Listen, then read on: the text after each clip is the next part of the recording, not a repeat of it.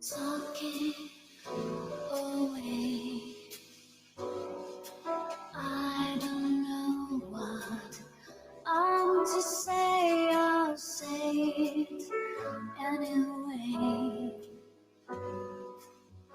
Today's another day to find you shy away. I'll be coming for your love, okay?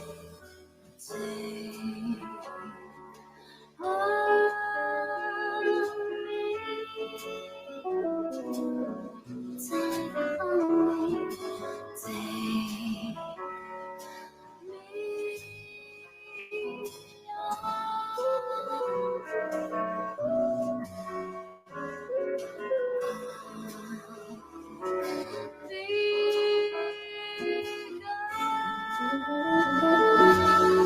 in a day or two,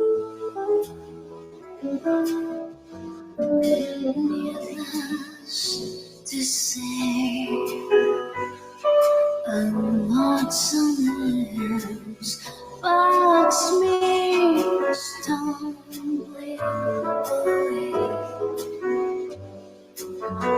slowly learning life is okay. Say after me, it's no better to say I'm sorry. Take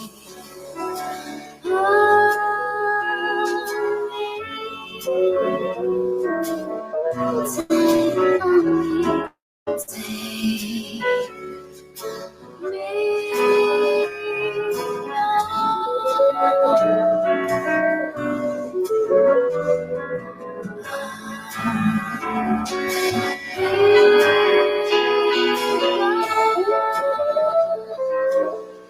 in a day or two. Things that you say, is it live or just to play my worries away?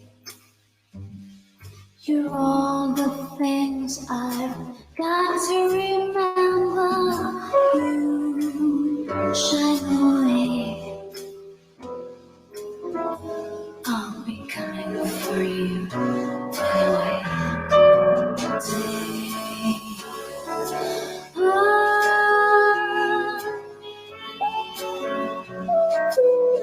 Take on me, take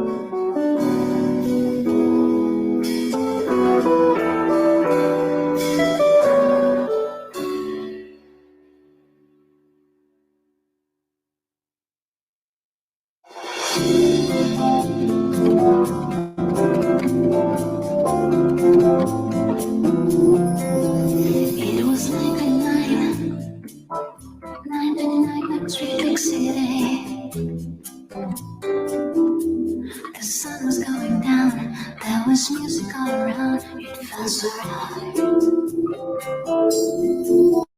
It was one of those nights when you feel the worst of dying. You were standing there, there was music in the air.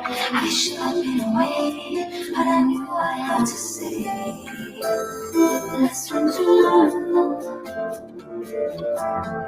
just heading out.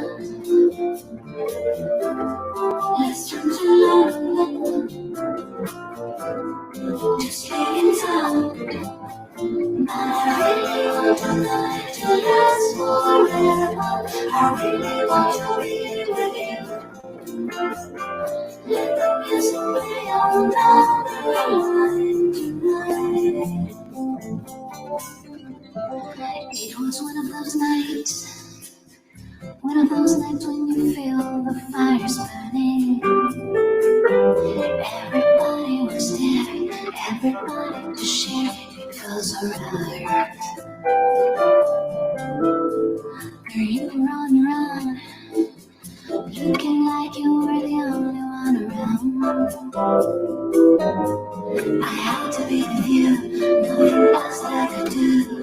I should have been away, but I knew I had to say, let's run to London, just heading out. Let's run to London, just leaving town. But I really want the night to last forever. I really want to be with you.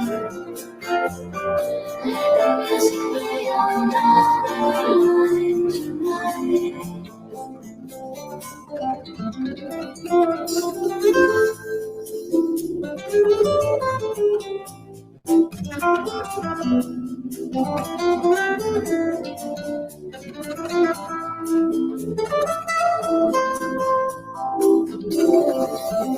Underneath the starry sky, time was still, but ours must really have rushed by.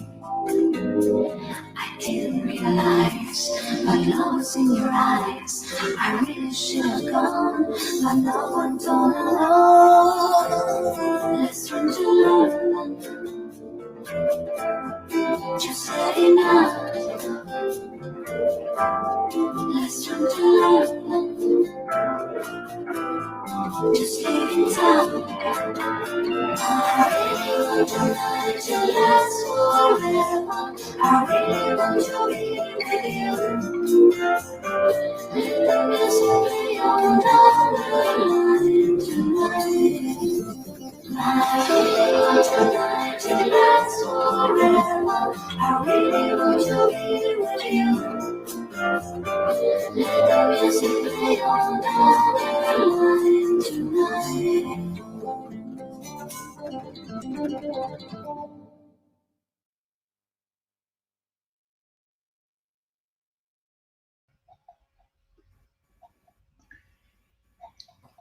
Hola a todos, bienvenidos a esta nueva charla. Hola Claudia, ¿cómo estás? Hola Hernán, ¿cómo están todos?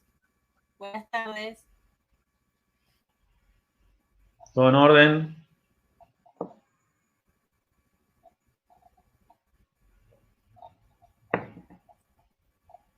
Todo en orden, gracias a Dios. Espero que estén todos bien. En esta oportunidad de Repar nos convoca para tratar algunos aspectos relevantes de las declaraciones juradas del impuesto a las ganancias y sobre los bienes personales de personas humanas, ¿sí? Con Hernán hemos estado viendo en los últimos días las preguntas que nos hicieron llegar y en función a eso trataremos de, no sé si responder los interrogantes porque algunos subsisten, pero sí tratar de brindarles todo un panorama y una ayuda, ¿no es cierto? Como para que cuenten con toda la información que tenemos hoy disponible a los fines de poder tomar una decisión respecto de algunas cuestiones que aún hoy son controvertidas. ¿No es cierto, Hernán? Sí, la idea un poco es tirar un par de recordatorios y de ideas que sirvan para que ustedes puedan ir avanzando sobre su declaración jurada, algún que otro tip respecto a los aplicativos que pudimos llegar a chusmear y más que nada hacer una pequeña introducción de lo que va a ser todo el tema que nos va a ocupar durante el próximo mes, ¿no? Sí. Bueno.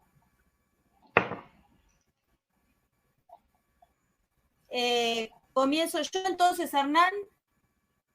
Sí, empezá vos con la parte de ganancias, yo después hablaré un poco de bienes personales y después dedicaremos a contestar algunas de las preguntas que fueron surgiendo con forma previa a esta convocatoria.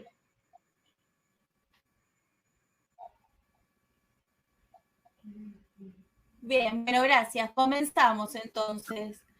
En primer lugar, lo que nos pareció en función de las preguntas que fueron enviando antes de la charla, queremos comentar un poco el tema de las modificaciones del impuesto cedular a la renta financiera de personas humanas de fuente argentina que se efectuaron a través de la Ley de Solidaridad a fin de diciembre en la Ley del Impuesto a las Ganancias, ¿sí? Vale aclarar primero que no se efectuaron modificaciones en lo que es renta financiera de fuente extranjera. La renta financiera de fuente extranjera para personas humanas no está grabada en forma cedular, sino que está grabada por escala en el caso de los intereses y rendimientos extranjeras, ¿sí? Y al 15% cuando se trata de una ganancia de capital por la venta de un título del exterior, una acción del exterior, ¿sí? Entonces, nosotros tenemos los resultados de fuente extranjera de personas humanas relacionados con la renta financiera van a tener el mismo tratamiento que tuvieron en el 2018. No hubo modificaciones respecto de estos temas, ¿sí? Eso es lo que hace a, decíamos, renta financiera de fuente extranjera para personas humanas, que no está grabada en forma cedular. Se aplica o bien la escala para lo que son intereses, dividendos, ¿sí? O bien se aplica la alícuota del 15%, decíamos, para los resultados por compra-venta de títulos y acciones del exterior. Pero, ¿cuáles son las modificaciones que realizó la ley 27.541, la ley del impuesto a las ganancias, relacionado con el impuesto cedular de personas humanas de fuente argentina?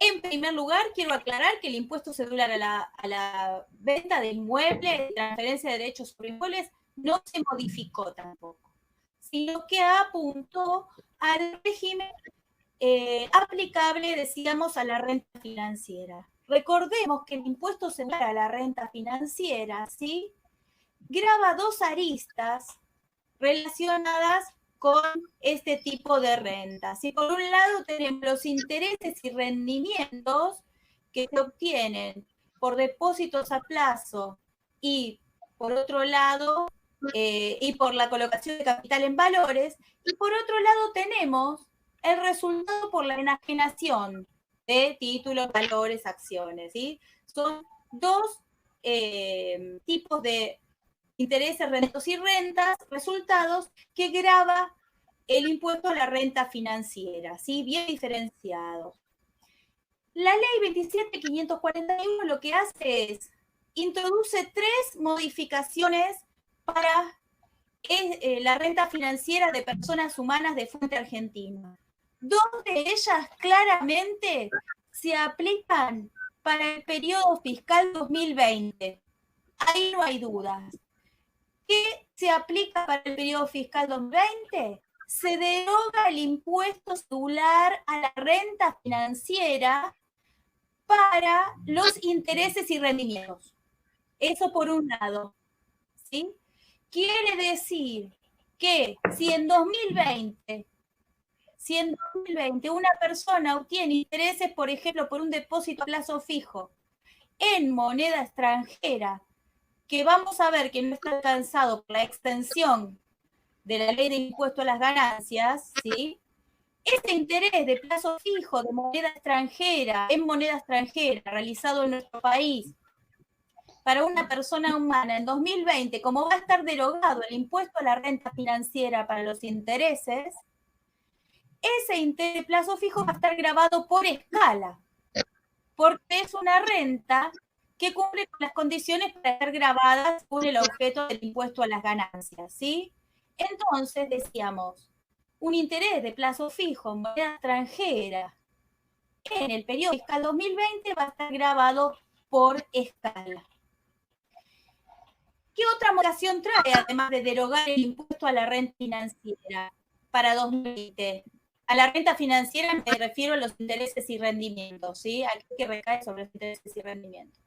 Reduce el ámbito de aplicación del impuesto cedular que recae sobre la enajenación de títulos valores, ¿sí?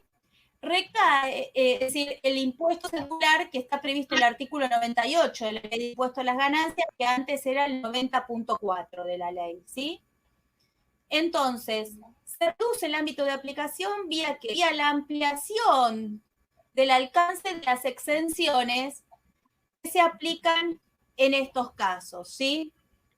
Entonces, para 2020 tenemos, por un lado, la derogación del impuesto cedular a la renta financiera aplicable a los intereses de depósitos a plazo y colocación del capital en valores, y por otro lado, que se reduce el campo de aplicación del impuesto cedular a la renta financiera por resultado. Opa, se cortó la participación de Claudia. Vamos a ver si vuelve a participar en esto. Para mí que se arrepintió y salió corriendo. Vamos a ver si hay alguna novedad del sector técnico. Denme un segundito.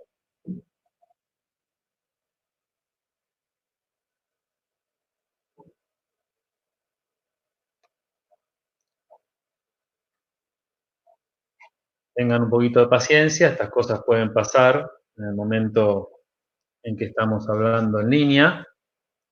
Yo, mientras tanto, les voy adelantando algo que les iba a decir antes, que tiene que, más después, no antes, que tiene que ver con el contenido de la charla de hoy, que es por las características del medio y la cantidad de tiempo que le podemos dedicar, van a ser comentarios puntuales, nunca va a ser una charla integral a fondo. Entonces, siempre tengan presente que todos los temas que estamos charlando acá los hemos ido desarrollando con Claudia a través de los libros o de los cursos, sí que vamos dando, con lo cual, evidentemente, por la mecánica que tenemos acá no podemos resolver el 100% de las dudas. Piensen ustedes que de preguntas nada más previas nos llegaron alrededor de 200 preguntas previas que no daría el tiempo nunca para poder responder. Así vamos a responder algunas nada más cuando volvamos a, ¿cómo se llama? Cuando le dediquemos el tiempo a las preguntas.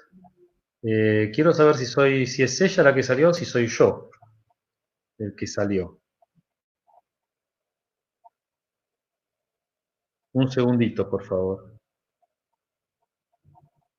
Acá me confirman que estoy conectado, sí. Entonces, bueno, no, porque estamos compartiendo la plataforma y a veces se producen este tipo de cambios. Pero bueno, como yo no veo cómo está saliendo, entonces, bueno, les decía, ahí está conectándose nuevamente Claudia.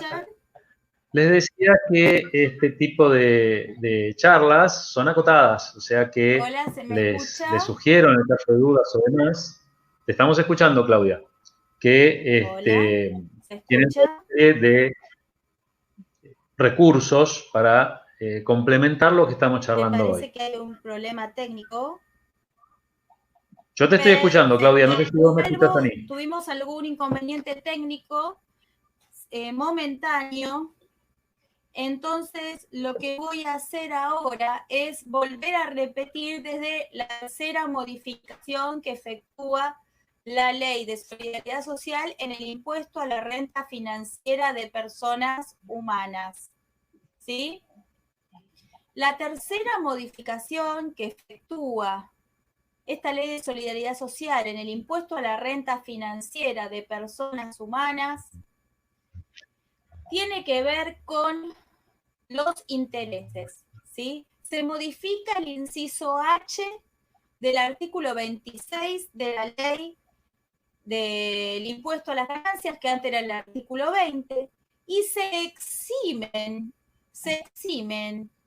los intereses de plazo fijo en moneda nacional sin cláusula de ajuste. Por ende, quedan grabados, continúan grabados los intereses a plazo fijo, de depósitos a plazo fijo, en moneda extranjera y aquellos en moneda nacional con cláusula de ajuste. En estos casos, en el periodo fiscal 2019, en vez de aplicarse la escala, como dijimos que se aplicaría para el 2020, como aún sigue vigente el impuesto cedular a la renta financiera para el periodo fiscal 2019, los intereses a plazo fijo en moneda extranjera o con cláusula de ajuste en el periodo fiscal 2019 van a estar grabados a la alícuota del 15%, ¿sí? Y se va a poder aplicar la deducción especial equivalente al mínimo no imponible de 85.848,99, que se prorratea entre todos los conceptos que puedan computar esta deducción, ¿sí? Entonces, se exime, dijimos, a los intereses de plazo fijo con moneda, en moneda nacional sin cláusula de ajuste en entidades financieras del país.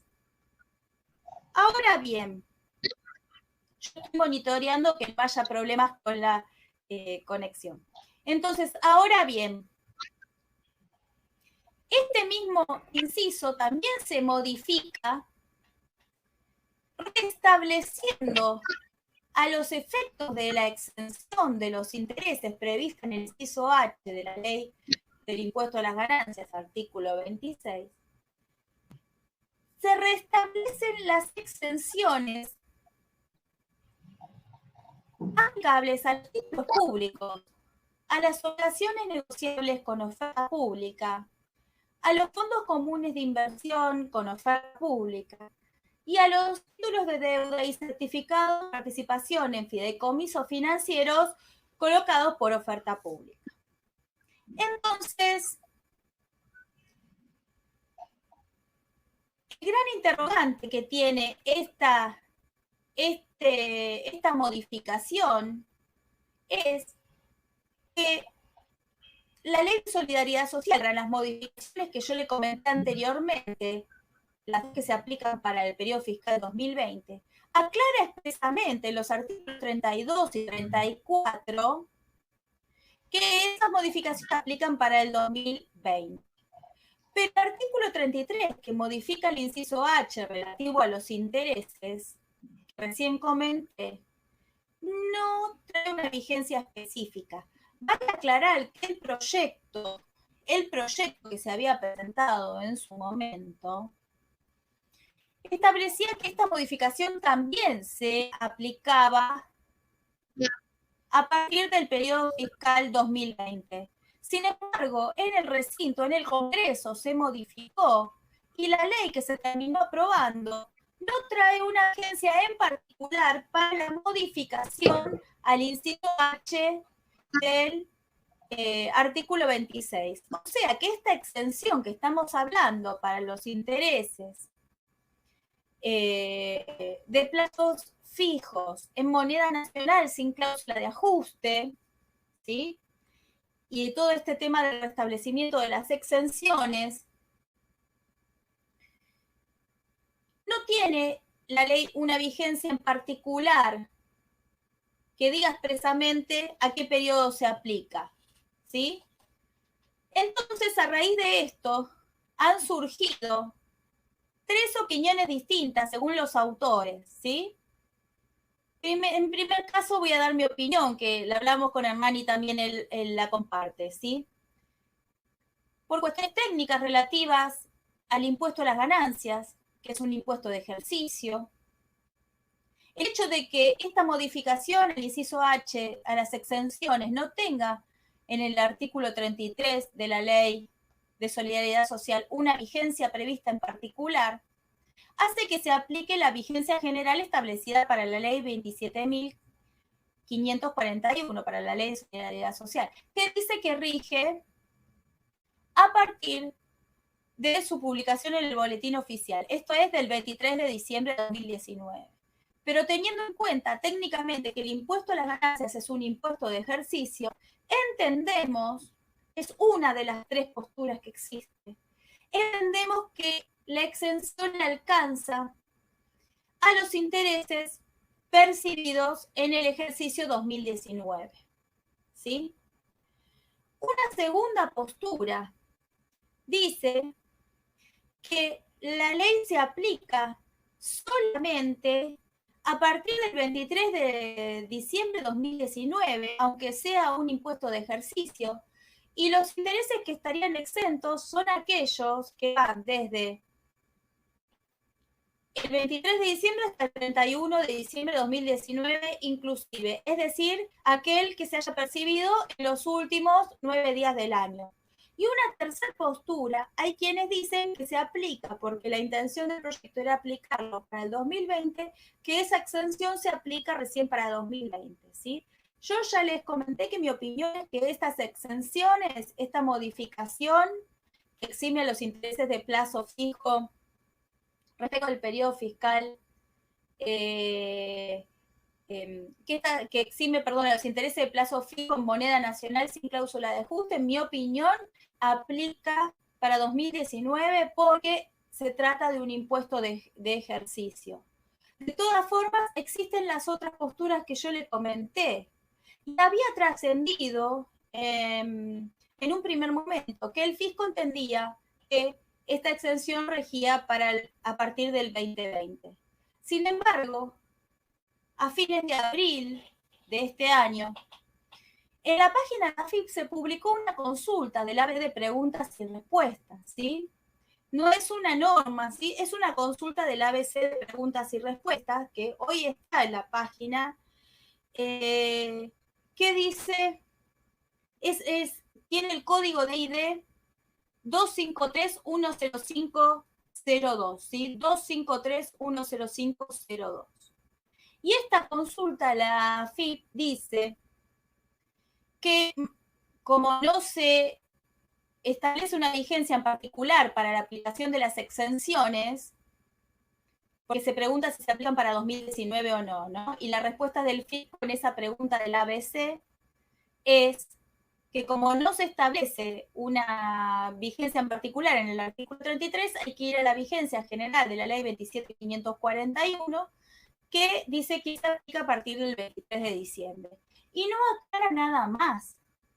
Entonces, bien podríamos agregar que como es un impuesto de ejercicio, lo que contestó la AFIP significaría que se aplica para todo el periodo fiscal, pero algunos autores interpretan que la AFIP está diciendo de esa manera, al no haber aclarado que es un impuesto de ejercicio y que se aplicaría para todo el periodo, la AFIP en esa pregunta estaría diciendo que rige para los últimos 9 días la exención, nada más, para los intereses percibidos en los últimos 9 días. Y realmente a mí me queda la duda de que esto sea efectivamente así. O sea, a mí me queda la duda acerca de cuál es la opinión del fisco. Si uno va al micrositio de la página de AFIP, en la cual se aborda el impuesto cedular, si uno va a ese micrositio, la AFIP da una breve descripción de qué conceptos, están grabados en 2019 y cuáles estaban grabados en 2018. Y en 2019 no menciona los intereses de depósitos a plazo fijo en moneda nacional sin cláusula de ajuste. Menciona solamente a los que están en moneda extranjera y a los que tienen cláusula de ajuste. Siendo que para 2018 sí mencionaba a todos los intereses de depósito en plazo fijo como grabados. Entonces, algunos colegas ya opinan que la AFIP está manifestando que va a estar exento para todo el periodo fiscal. A mí me sigue quedando la duda, ¿sí?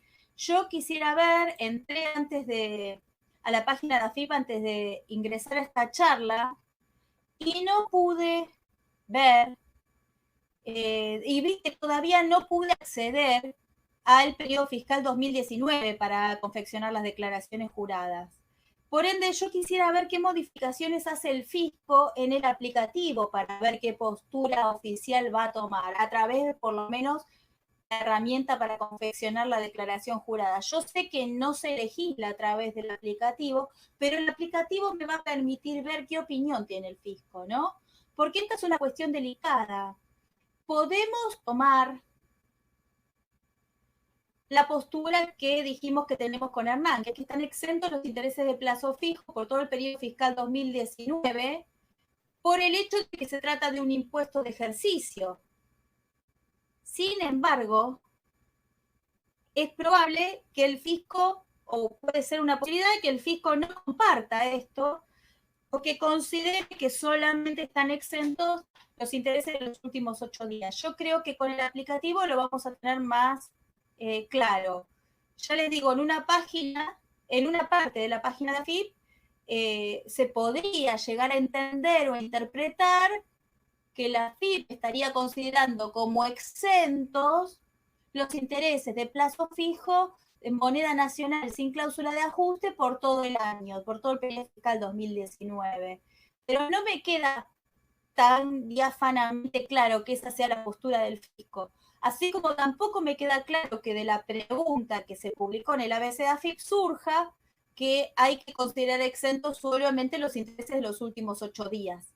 De todas formas, sí es verdad que había trascendido a principios de año que el fisco no compartía la aplicación de la exención para todo el periodo fiscal 2019.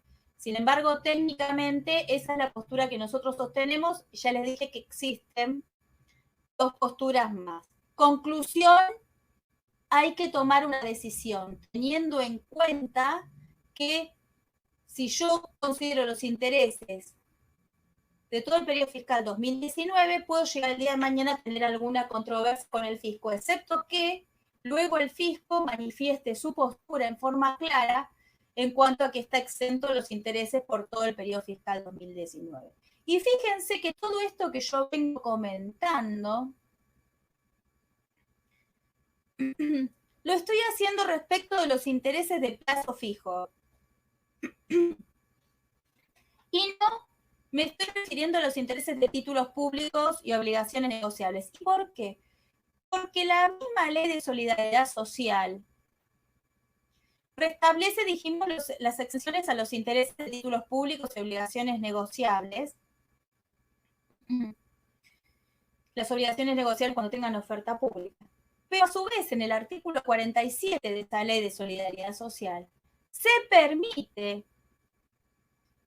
la compensación, la imputación de esos intereses al costo del título. Lo mismo que se permitía hacer para los intereses de 2018, se permite hacer para los intereses de 2019. ¿Sí? Entonces, si yo tengo dudas en cuanto al criterio a utilizar respecto de los intereses de títulos públicos, porque están comprendidos en el mismo inciso H, cuya vigencia es controvertida, lo que puedo hacer es hacer uso de esta opción, imputarlo al costo de los intereses, ¿sí? Imputar los intereses percibidos durante 2019 al costo de estos títulos públicos.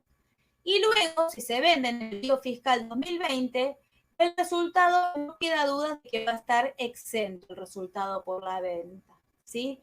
Entonces, como el artículo 47 de la Ley de Solidaridad Social replica lo que decía el artículo 95 del decreto 1170 del año 2018, permite imputar al costo de los títulos los intereses que se obtuvieron, se percibieron durante 2019. En el caso de títulos públicos y obligaciones negociables, se ejerce esta opción y luego evitamos esta controversia. ¿Sí? Se ejerce esta opción y cuando se vendan en 2020, no hay duda de que por aplicación de las modificaciones que rigen para el periodo fiscal 2020, el resultado por la venta de dichos títulos públicos y obligaciones negociables en el periodo fiscal 2020 van a estar exentos, siempre que se trate de obligaciones negociables con oferta pública. ¿Sí? Bueno, esto es básicamente lo que quería comentar en 20 minutos. Hicimos un breve repaso en cuanto a renta financiera. Estoy viendo si no me falta nada de lo que había pensado transmitir. Hicimos un breve repaso de lo que es renta financiera de fuente extranjera, que esa no ha tenido modificaciones. Y también hemos comentado entonces el caso de renta financiera de persona humana. Y lo que más se preguntó por parte de ustedes es la vigencia. Les hemos transmitido nuestra opinión sin dejar de alertar que es una cuestión delicada debido a que existen otras opiniones y puede el día de mañana generar alguna controversia con el fisco. Por eso, falta aún analizar un elemento muy importante, como es el aplicativo a los efectos de conocer cómo piensa efectivamente el fisco al respecto en función de las modificaciones que realicen esas declaraciones juradas de impuesto cedular. Y bueno, poder tomar una decisión con todos los elementos. Ese ha sido nuestro objetivo con Hernán, que ustedes cuenten con todos los elementos acerca de esta situación tan controvertida para que puedan tomar una decisión al respecto. En este momento le paso la palabra a Hernán, que nos va a ilustrar sobre un tema de bienes personales. Les agradezco muchísimo su atención y espero que haya resultado de utilidad la exposición. Muchas gracias, Claudia. Clarísimo lo tuyo, como siempre. Ya que lo que queda clarísimo es que es un despelote, como siempre. Pero bueno, muy clara la exposición. Gracias por pasarme la posta. Voy a comentar un par de recordatorios, también en función de las preguntas y de los temas actuales de bienes personales. El primer recordatorio para todos es que, como todos ya deben estar al tanto, el mínimo no imponible este año fue fijado en 2 millones de pesos, ¿sí? Pero además se modificó el artículo 24 de la Ley de Bienes Personales y se le agregó un segundo párrafo para este año que dice que en el caso de los inmuebles que constituyen la casa habitación del contribuyente o de la sucesión indivisa, que evaluado según las normas de la Ley de Impuesto a los Bienes Personales, su valor sea igual o inferior a 18 millones de pesos, entonces no será tenido en cuenta para determinar el impuesto. ¿Ok? Esto genera una serie de elementos y condiciones a tener en cuenta y de paso voy a aprovechar para ya contestar una pregunta que nos hicieron llegar en el momento de las preguntas previas a la exposición. Mucha gente preguntó acerca de si había cambios en las normas de evaluación de los inmuebles. Que no ha habido cambios en las normas de evaluación en bienes personales, ¿sí? O sea, términos generales, para no perder toda la charla en explicar algo que ustedes ya conocen, la evaluación de los inmuebles sigue siendo igual. Valor de origen, neto de amortizaciones cuando corresponda, histórico, sin ajuste alguno, salvo que lo hayan adquirido antes de 1992 y entonces ajustan hasta abril de 1992 dichos valores, pero no se ha vuelto a incorporar ajuste por inflación a bienes personales ni nada que se le parezca. O sea que es valor de origen, neto de amortizaciones, y ese valor no puede ser inferior a la evaluación fiscal. ¿Sí? Sucintamente hablando, por favor. Bueno, el tema es cuál es la evaluación fiscal. Se mantiene el cambio que sufrió la ley para ya el ejercicio 2018. Recuerden que para el 2018, como la 27430 generaba o creaba un instituto que tenía por tarea homogeneizar las normas que permiten determinar las evaluaciones fiscales en todo el país, bueno, hasta tanto ese organismo no se constituyera y se homogeneizaran las normas en todo el país, se iba a aplicar la evaluación fiscal 2017 ajustada por IPC. Entonces, este año, como no tenemos noticias de este organismo, de nada que se le parezca, vamos a aplicar nuevamente la evaluación fiscal para comparar la del 2017 ajustado por IPC desde el 31 de diciembre de 2017 hasta el 31 de diciembre de 2019. El coeficiente es 2,271 a aplicar. No es que se modificaron las normas de evaluación. Las normas de evaluación son iguales. La norma transitoria que tenemos que aplicar por segundo año es que la evaluación fiscal no es la del año que estamos liquidando, sino que es la del año 2017 actualizada por IPC.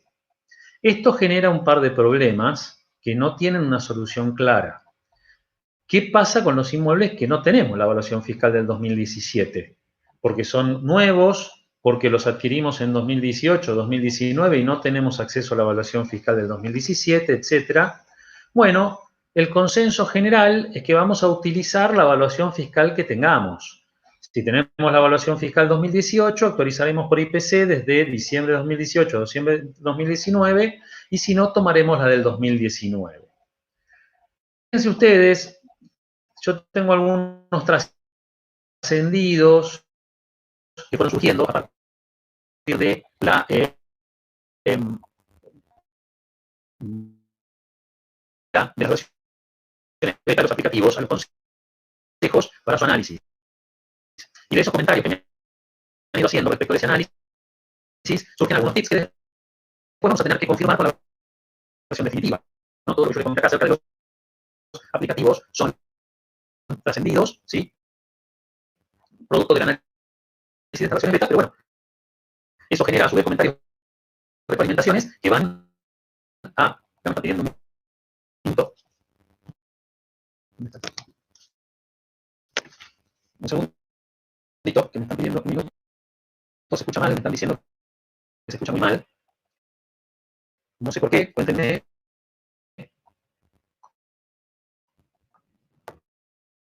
Yo sigo hablando si quieren, pero son algunas de las cosas que pasan cuando estamos montados sobre Internet, una red exigida estos días. Ahí se escucha mejor. Bueno, yo les decía que todos estos comentarios sobre los aplicativos que les voy a mencionar, ¿sí?, son trascendidos de versiones beta, así que tómenlo como para tener una idea de lo que viene, pero hasta que no tengamos la versión definitiva no podemos dar 100% de credibilidad a estos trascendidos, ¿sí? Entonces yo les decía, con respecto a la evaluación fiscal, ¿qué es lo que trascendió que hace el aplicativo? Me pregunta si tengo evaluación fiscal 2017.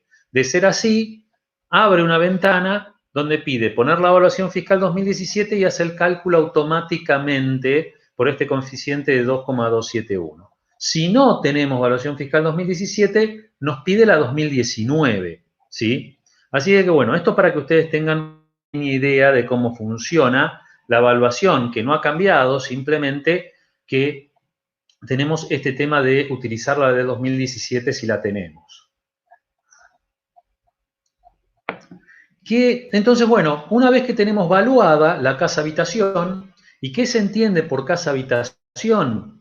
Aquella vivienda única de ocupación permanente por el contribuyente, o en el caso de por el causante. O sea que con esta definición sabemos que tenemos una sola casa habitación por contribuyente.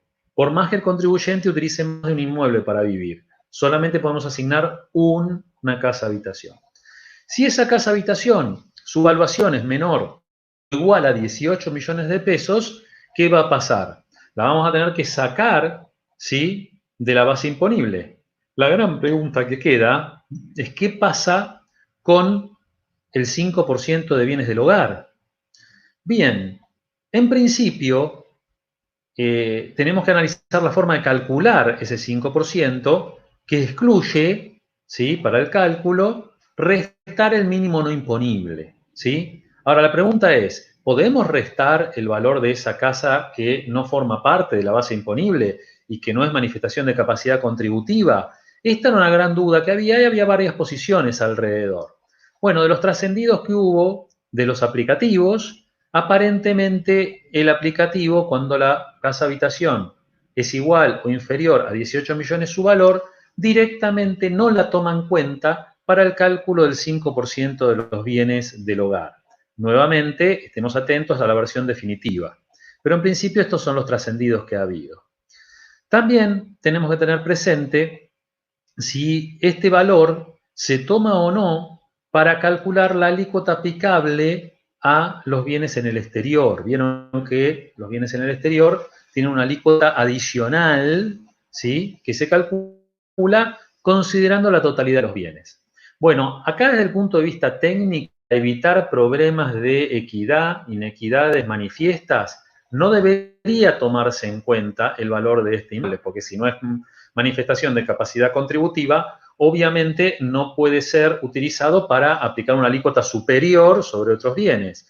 Además, eso generaría una serie de inequidades terribles, porque si yo lo tomo en cuenta eso y con eso aplico una alícuota superior a los bienes en el exterior, respecto de otro sujeto que tiene los mismos bienes pero no tiene casa habitación, se genera una inequidad asombrosa.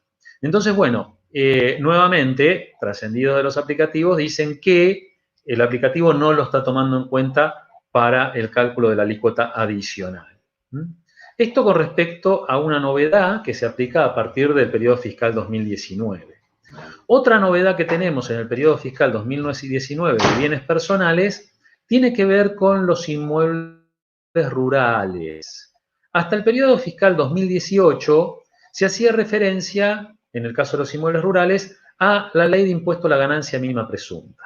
Y el fisco tenía una interpretación crítica según la cual el inmueble rural, perteneciente a una persona humana, estaba exento de bienes personales solamente si estaba inexplotado o alquilado.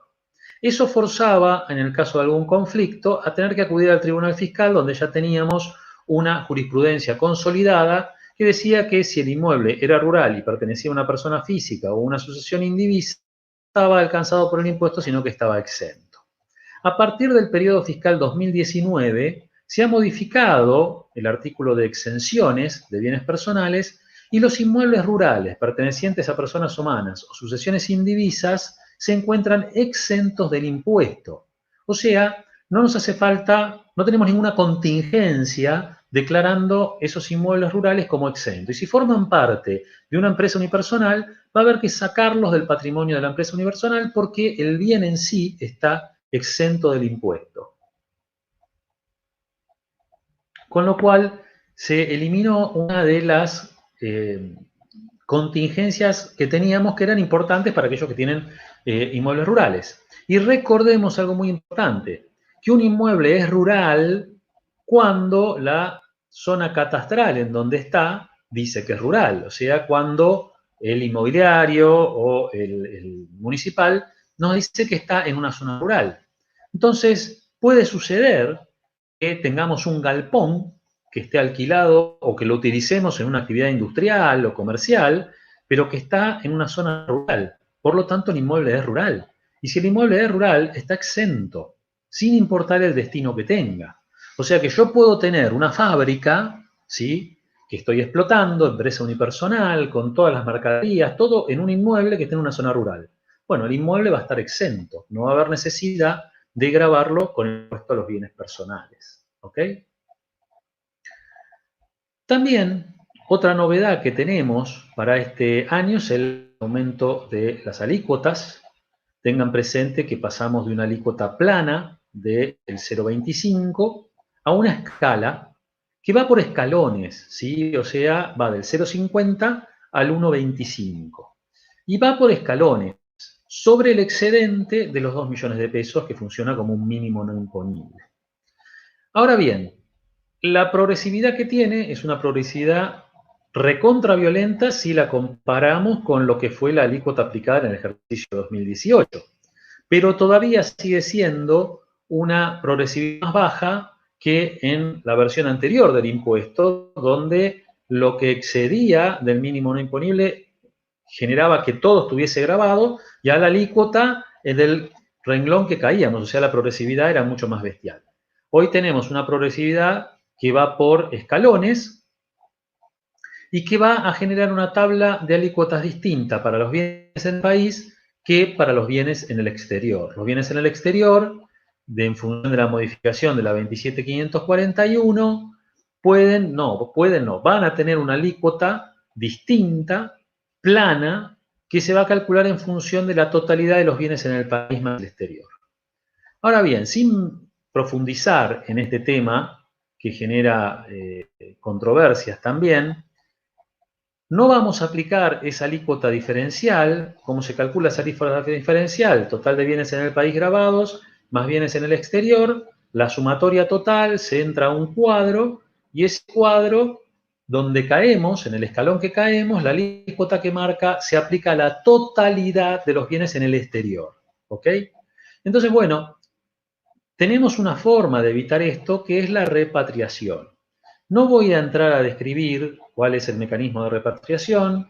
Tengan presente que este mecanismo de alícuota grabada por la ley 27.541 está vigente para el periodo fiscal 2019 y 2020, o sea que todo lo que ustedes estudien sobre repatriación, etcétera, por ahora también vale para el año que viene. Pero lo que quería remarcar tiene que ver también con los trascendidos del aplicativo, ¿sí? ¿Por qué? Porque una de las dudas que teníamos era cómo vamos a informar si hicimos repatriación o no.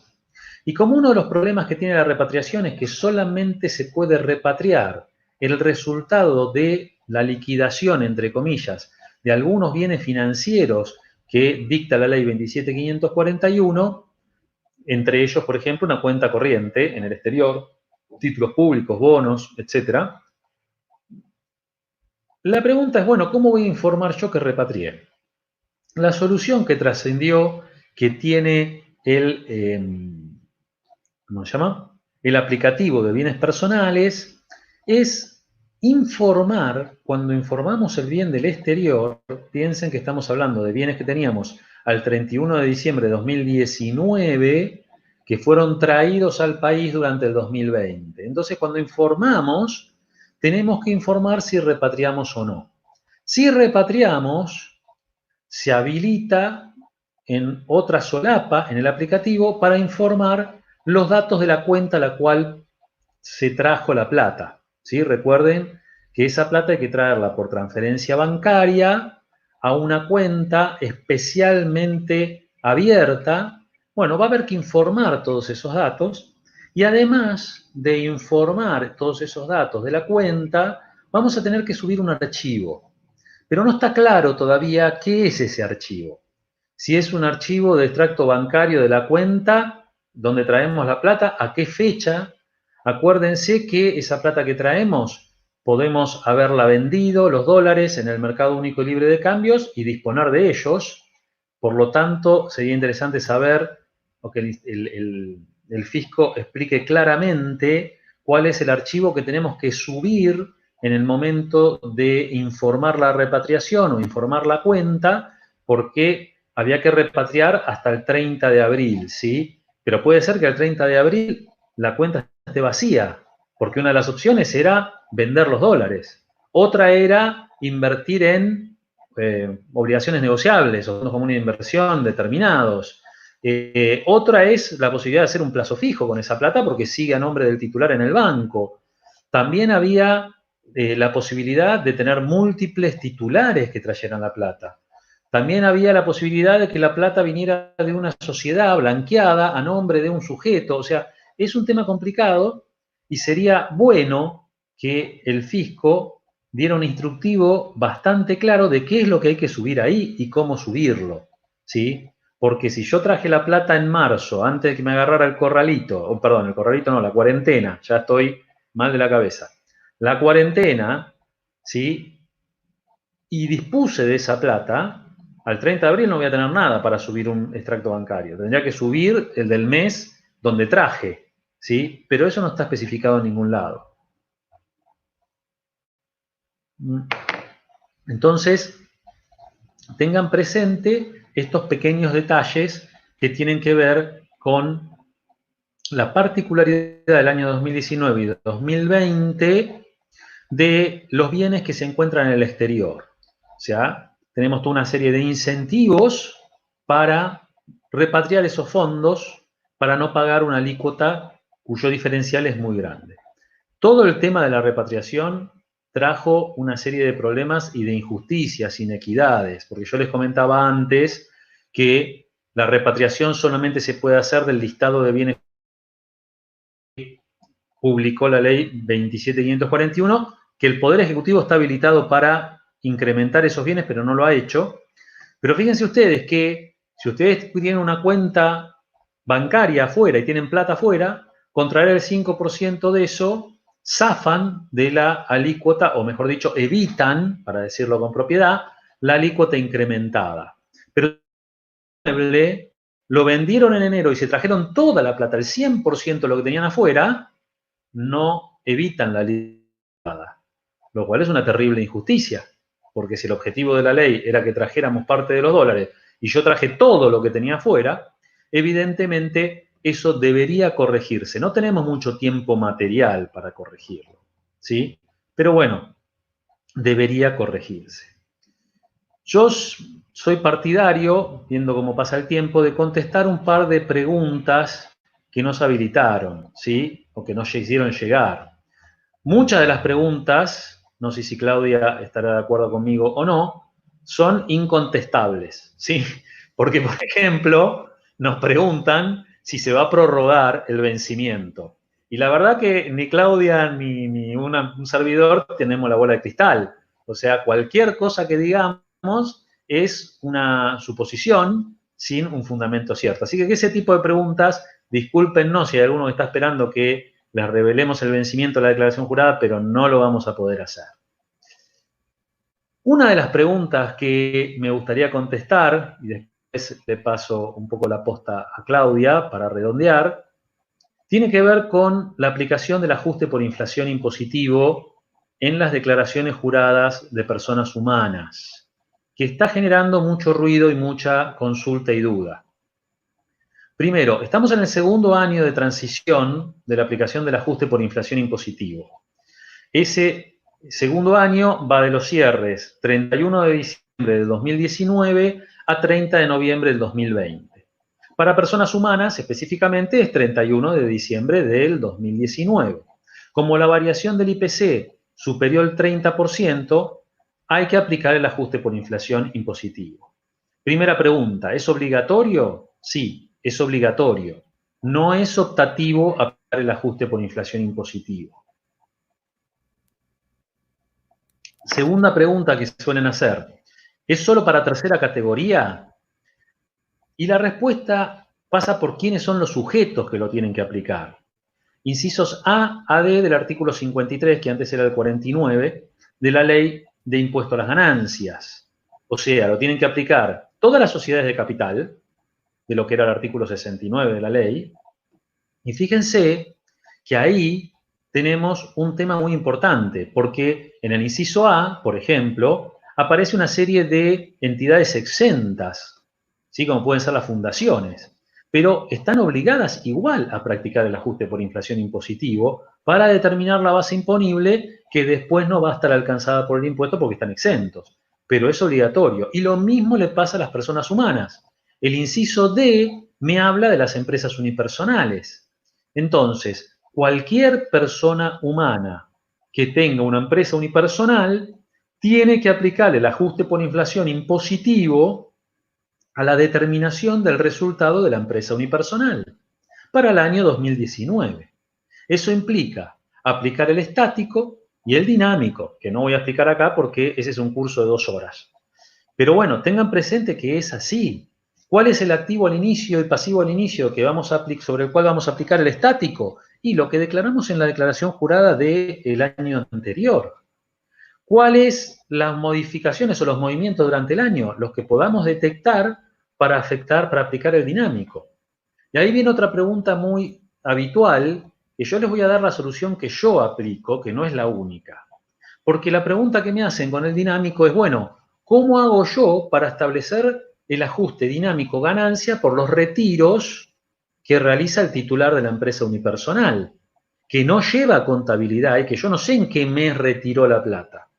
Bueno, lo que no podemos establecer es en qué mes fue retirando el dinero, pero sí podemos establecer una forma global de retiros, ¿sí? Decir, bueno, durante el año retiró tanto, y a ese monto global que yo puedo determinar de retiros, aplicarle un índice promedio. Si la inflación del año fue el 50%, bueno, el 25% de ese monto global, 25%, es mi ajuste por inflación ganancia dinámico. No es la única solución potable y posible. A mí me parece la más razonable, la que mejor resultado me da. Y para cerrar el tema este del ajuste por inflación impositivo en las declaraciones juradas de personas humanas, recuerden que primero que se toma por sextos este año, ¿sí? Porque se modificó la 27.541, modificó el artículo que era el 118.2 de la ley que había sido incorporado por la 27.430, y este ajuste por inflación de este año se toma por sextos, ¿ok? Pero además de eso, tengan presente que esta modificación a la base imponible, ganancia o pérdida, no implica movimiento de fondos. Así que tienen que generar un ajuste en el consumido para eliminar el efecto de ese ajuste a la base imponible que no implicó movimiento de fondos.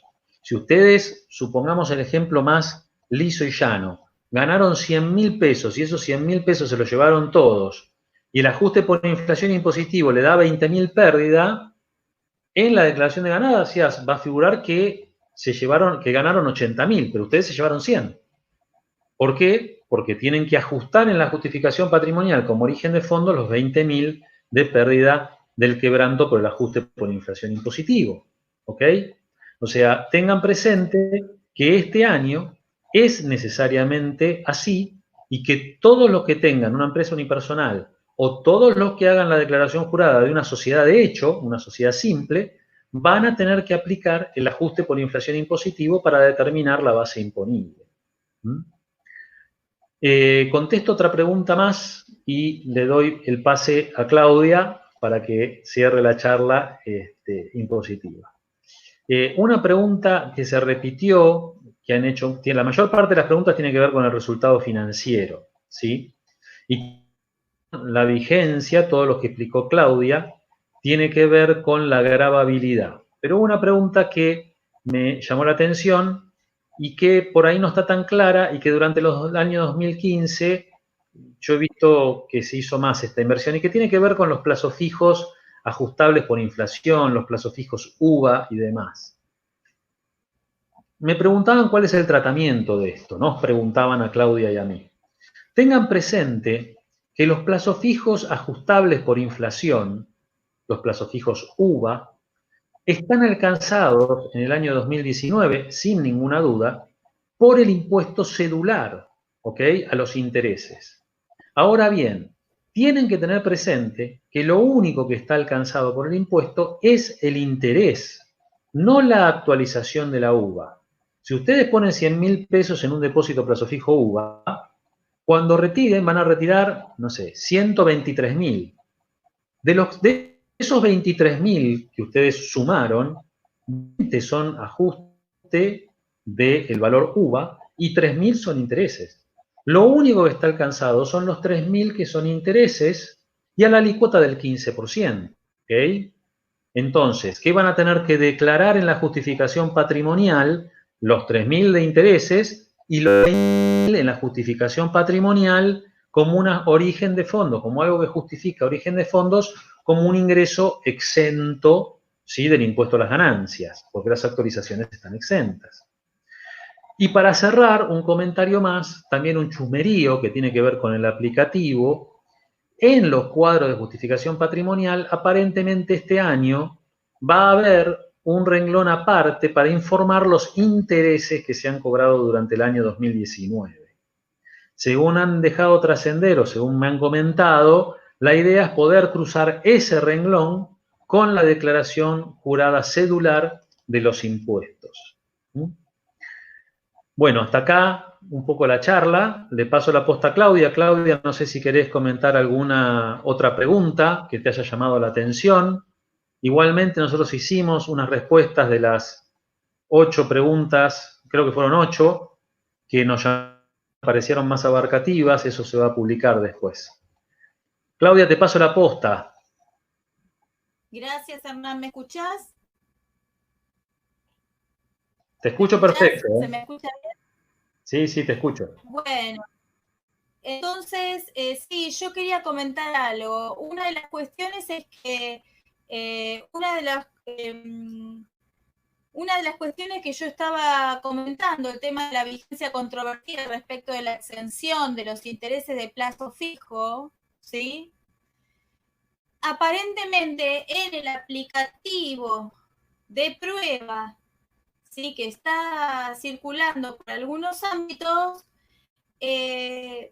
no prevé una opción para cargar los intereses de depósitos a plazo fijo en moneda nacional sin cláusula de ajuste. Es decir, que el fisco los estaría tomando exentos. Vamos a ver cómo sale la versión definitiva del aplicativo, como yo les comentaba antes, ¿sí?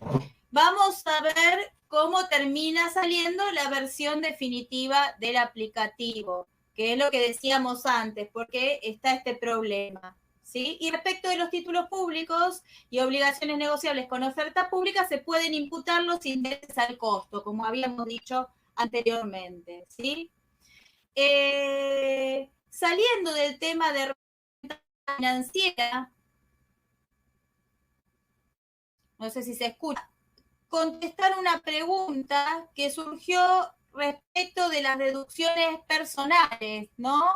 Una de las preguntas decían, y al final, ¿cómo quedan para el periodo fiscal 2019 las deducciones personales?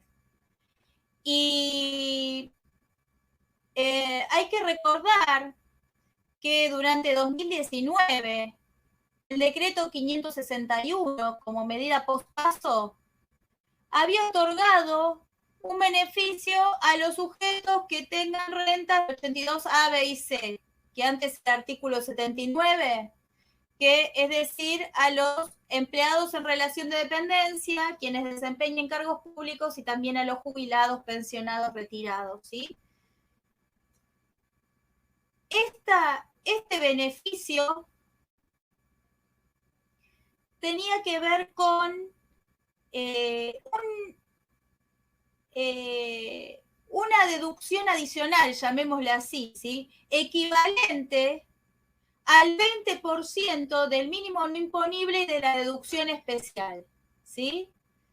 Se reduce la base de cálculo de las retenciones durante 2019 de estos contribuyentes en un importe equivalente al 20% del mínimo no imponible y la deducción especial, ¿sí? Y la AFIP, a través de la 4546, la resolución general, aprobó esos valores, ¿sí?, siendo que el mínimo no imponible es de 85.848,99, aplicándole la deducción adicional del 20%, la persona terminaba, el empleado en relación de dependencia, terminaba deduciendo, descontando 103.000 pesos aproximadamente y pico de mínimo no imponible, ¿sí? Y lo mismo con el porcentaje de la deducción especial. Ahora bien, eso se materializó como una reducción de las retenciones. No se incrementó en un 20% el mínimo no imponible y la deducción especial. Por eso, todas aquellas deducciones que tienen como tope el mínimo no imponible, siguen aplicando como tope 85.848,99, o el 40% en su caso, por ejemplo, para los viáticos, de ese importe, pero no de 103.000, aunque sea empleado, ¿se entiende? O sea, no fue un aumento del mínimo no imponible, no se materializó así, sino que se dio una deducción adicional equivalente al 20% del mínimo no imponible y de la deducción especial, ¿sí? Esto hace que se requería que esto fuera aprobado por ley, porque si no, los contribuyentes, cuando hacían su declaración jurada anual, iban a tener que pagar la diferencia que no les hubiera retenido el empleador, porque la ley de impuesto a las ganancias no contemplaban este 20% adicional, ¿sí?